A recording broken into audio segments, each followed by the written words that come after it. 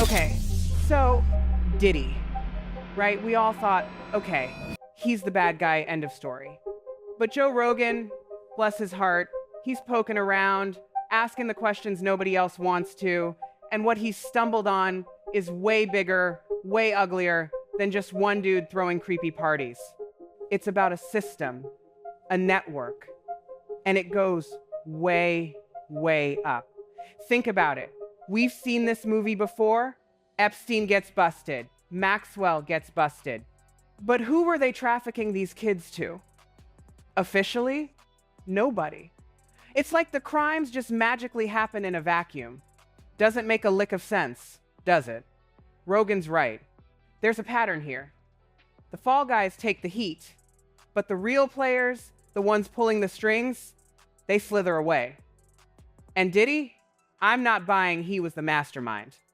He was a facilitator, a guy who provided the space, the parties, let's just call it entertainment, for people way more powerful than him. He was running a service, and that service was in high demand. Remember those Ain't No Party Like a Diddy Party videos? All those celebs clamoring to be seen with him? LeBron, Ashton Kutcher. Rogan asked the obvious question. You were all there. You didn't see anything? The silence is deafening, isn't it? Either they were blind as bats, or they were complicit. There's not a lot of wiggle room in between. Now, let's talk about the real power. Diddy was a king in his little kingdom, sure.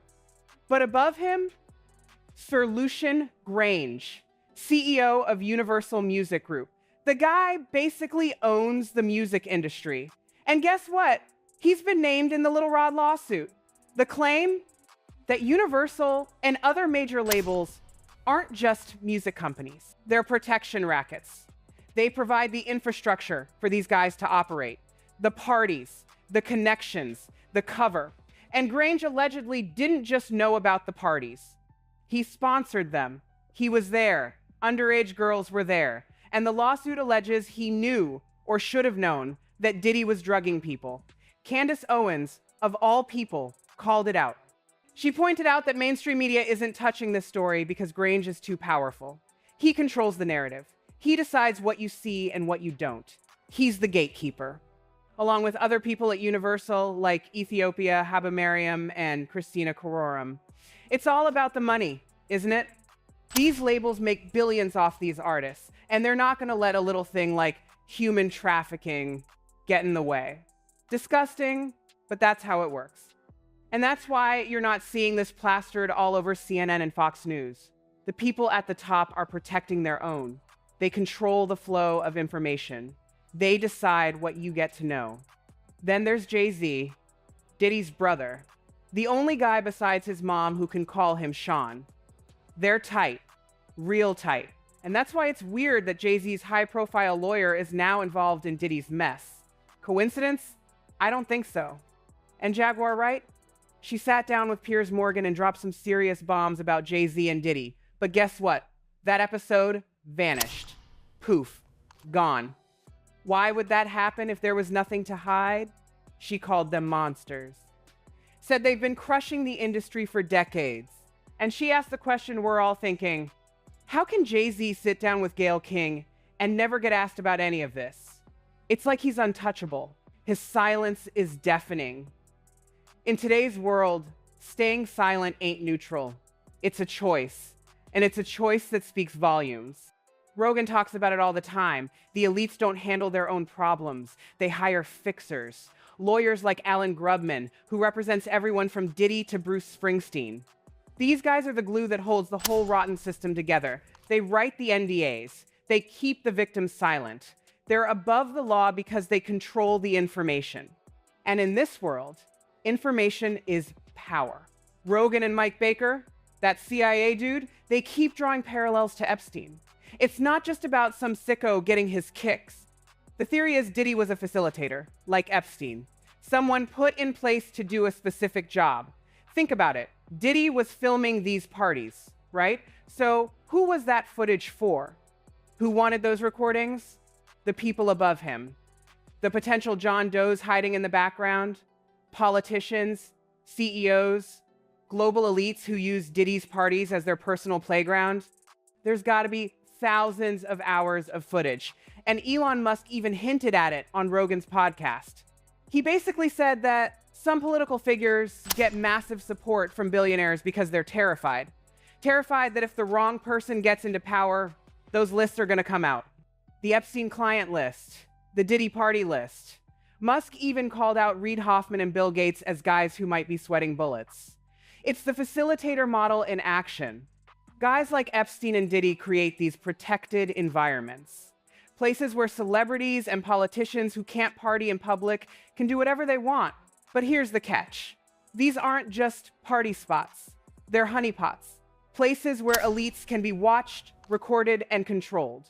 Rogan nailed it. If this wasn't an intelligence agency operation, then it's one incredibly evil genius who figured out how to compromise everyone, make people put their phones away, tell them no one will know anything, but you've got cameras everywhere recording everything. And then Rogan asks the million-dollar question, was Diddy working with someone above him, or did he just get too far out there and lose control? Musk even brought up Jennifer Lopez, not about politics, but about credibility. He was like, J-Lo was Diddy's girlfriend. They dated. They were together at events, parties, everything. So how many people did she warn about Diddy? 0. That's the answer. 0. It opens up a can of worms, doesn't it? If someone was right there in the inner circle and never said a word, what does that mean? Either they had no clue what was happening, which is kind of hard to believe, or they knew something and chose to stay quiet. And if they stayed quiet, why? Was it fear, loyalty, protecting their own image? Or were they protecting someone even higher up the chain? Those are the questions we should be asking. They seized thousands of hours of footage during the raids on Diddy's homes. Thousands. It wasn't just for blackmail. It was insurance. A way to keep people in line without Diddy ever having to threaten anyone directly. And word on the street is those tapes are being quietly moved, which is causing major panic among some very big names.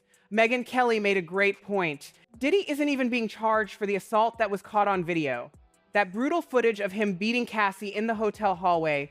So if he's not being charged for something we all saw with our own eyes, what does that tell you about what else they're protecting? Who has all the videos now? What's actually in those videos?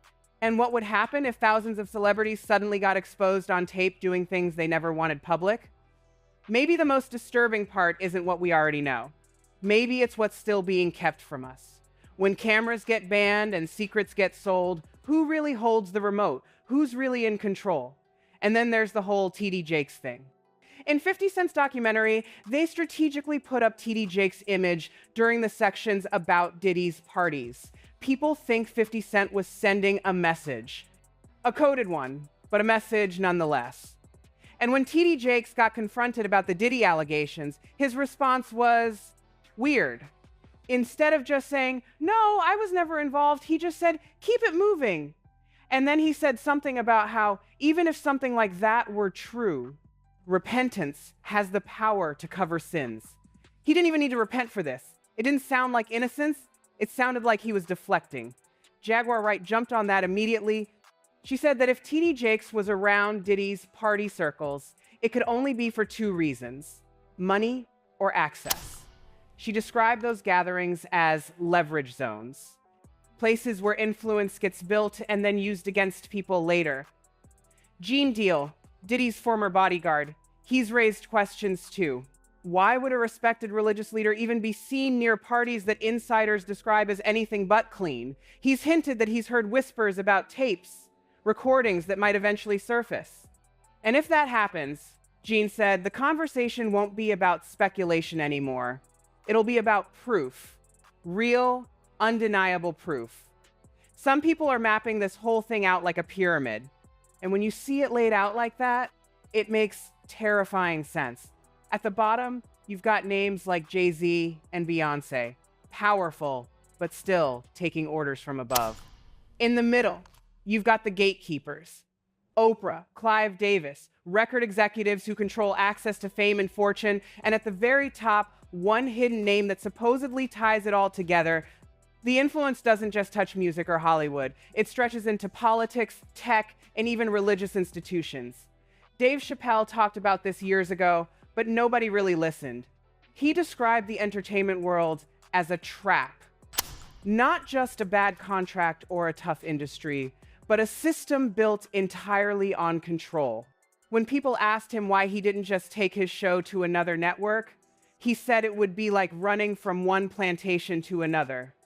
Different master, same chains.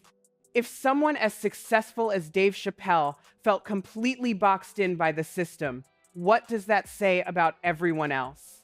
So, after all that, you got to ask yourself, what's really going on here? Is it just a bunch of coincidences piling up? Or are we finally seeing the cracks in something way bigger than any of us imagined? I'm leaning towards the latter, big time. This feels like a system that's been running for decades, maybe even longer, and it's all about control, blackmail, and protecting the people at the top. It's not just about Diddy. He's just a symptom. He's the guy who got caught. The real problem is the disease that allowed him to thrive in the first place. And that disease is power, unchecked power, and the willingness of people to do anything to hold on to it. Think about all the people who knew, or at least suspected, what was going on. They saw the parties, they saw the girls, they saw the drugs, and they said nothing. Why? Because they were afraid? Because they were benefiting from it? Or because they were just so used to it that it seemed normal? Whatever the reason, their silence is complicity. And it's that complicity that allows these systems to continue. It's the reason why the Epsteins and the Diddys of the world can get away with what they do for so long. And the media? Don't even get me started. They're supposed to be watchdogs, but they're more like lapdogs. They're afraid to bite the hand that feeds them. They're afraid of losing access. They're afraid of being blacklisted. So they bury the stories that need to be told, and they promote the narratives that the powerful want them to promote. That's why it's so important for people like Joe Rogan to ask these questions. He's not afraid to step on toes. He's not afraid to call people out. And he's got a platform that reaches millions of people. That's why they're trying to silence him. That's why they're trying to discredit him, because he's a threat to the system. And it's not just Rogan.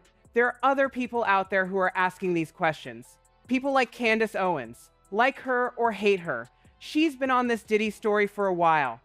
People like Jaguar Wright, who's been talking about this for years, even when nobody was listening.